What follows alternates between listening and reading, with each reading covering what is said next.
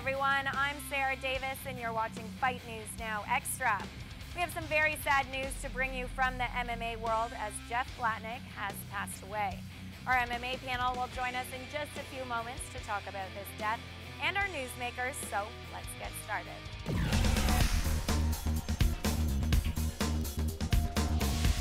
The man who coined the term mixed martial arts has passed away.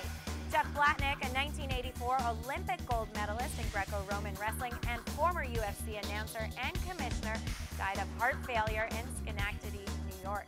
He was only 55 years old and was known for his wrestling accomplishments, helping craft the rules of MMA and fighting to regulate it. Our thoughts and prayers are with Blatnick's family and friends. And although there are conflicting reports in the Sweet Science, the family of the godfather of Detroit boxing, Steward, has issued a statement saying he is alive and under doctor's care right now. The 68-year-old boxing commentator for HBO and a well-known trainer was hospitalized with intestinal issues in September. Check back at our website, fightnetwork.com, for the most recent developments on this story. UFC President Dana White recently said that there is absolutely no chance of Brock Lesnar making a UFC return. According to White, he spoke to Lesnar just a few days ago, and the heavyweight's body just isn't holding up enough for an MMA comeback. Sorry, Lesnar fans. And back-to-back losses for Louis Kane, and he's now been booted from the UFC. According to Kane's manager, the promotion released him after losing his middleweight debut against Chris Camozzi at UFC 153. But apparently, Kane is welcome back to the promotion after he racks up a few wins elsewhere. Now finally, some good news. It looks like we're going to see Jose Aldo and Frankie Edgar battle at UFC 156. A Brazilian report said it's likely that we'll finally see the two face off in Brazil in January. Nothing has been confirmed by the UFC, and we will keep you posted on this story. That is the latest news from the combat world. Let's hear from John Pollock, John Ramdeen, and Robin Black.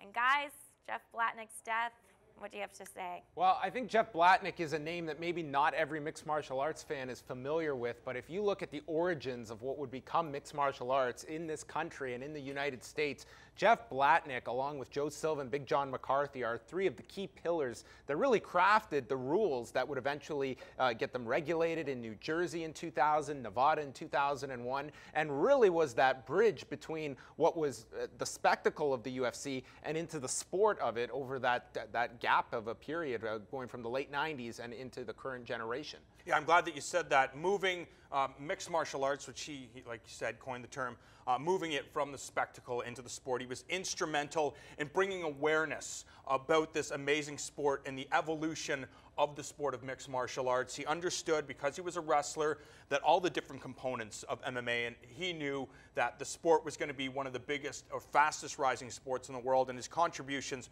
really can't be overstated. Yeah, and I mean, even just when you take a guy who was an Olympic gold medalist at that time, and he was willing to be a big part of something, he really kind of legitimized it in those early stages. And, you know, it's really disappointing. It makes you sometimes pause and look back, and, you know, it's the death of an athlete or a famous person or an actor or something like that that makes you kind of pause and appreciate your family. And had such a real forward-moving kind of mentality when it came to the sport. When he saw Dan Severn be submitted by Royce Gracie at UFC 4, a lot of wrestlers would simply dismiss this art of jiu-jitsu. He embraced it. He would roll with guys. He wanted to learn what this new art was and what is fighting in this current landscape. And he was someone that was always really progressing forward and moving the sport into just that, a sport. And that's exactly the reason why he started training in jiu-jitsu, is for the evolution of the sport. He understood, like Big John McCarthy and Jeff Osborne from Hook and Shoot, guys like this that really helped pioneer the sport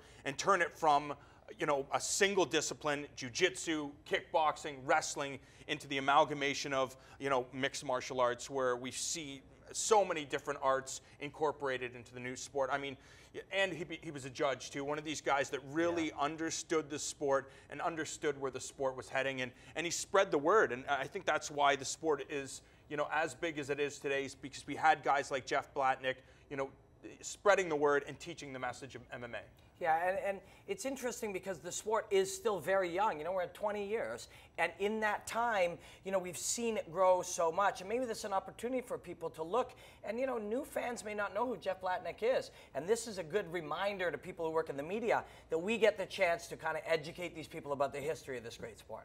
We move on over to the UFC welterweight division. Josh Koscheck is eyeing a return in early 2013, throwing out a few names. At the top of that list, Nick Diaz as well as Damian Maia, 2 fights that would be very interesting. I know Nick Diaz makes a lot of sense if he's got to fight a contender before he could be in that title picture. He's going to be available in February. I think it's interesting, the Damian Maia fight, but the UFC has definitely got to take the bull by the horns and put this fight together with Nick Diaz. You just have to imagine the trash talking that both Josh Koscheck and Nick Diaz are going to deliver. It is going to be epic. It is almost going to rival anything that Chael Sonnen is going to do in this John Jones fight. 2 guys really at the pinnacle of their mixed martial arts career, both in their physical prime. And, you know, Josh Koscheck has fought for the UFC title, so it makes perfect sense to have Nick Diaz take on Josh Koscheck. And from a fan standpoint, they're going to love it. They're both in their trash-talking prime. They're both in their entertainment prime. You know, these guys, I'd bet the house that this fight's going to happen. You know, I don't have a house. But if I had one, I would bet it because it just makes so much sense. It's an exciting fight. These guys are crazy characters. I mean, we really got to see this fight. I'd love to see Damian Maia fight either of these guys, but this is the money. Quickly looking ahead to Bellator 78 on Friday night, we already mentioned the Zoila Gurgel controversy on the undercard, but on the televised portion, we've got Marius Zaromskis taking on Andrei Koreshkov, and then Lyman Good, who some feel is the favorite. He's going to be taking on Mikhail Sarev. Quickly, who is the favorite of these 4, starting with you, Robin? That's a tough one. Marius Zaromskis really looked good in that last fight, and that was a tough, tough opponent. He has... You know, and he had lost fights against guys that were rising stars. Zaromskis needs this win. I think he's going to be the defining fighter. I have to agree. I think it's going to be Marius Zaromskis versus the former champion Lyman the Specimen Good. I mean, it's going to be a contrast to styles, but I think that I think the fans are going to benefit. I think it's going to be a great final. I'm going with Lyman Good myself, the man that walks around at 205 pounds fighting at 170. Back on over to you, Miss Davis. Ah, that's so crazy. 205 down to 170. All right, well, thanks, guys. You guys always rock. Now stay with us here on Fight Network because coming up next, we have more Fight News Now Extra.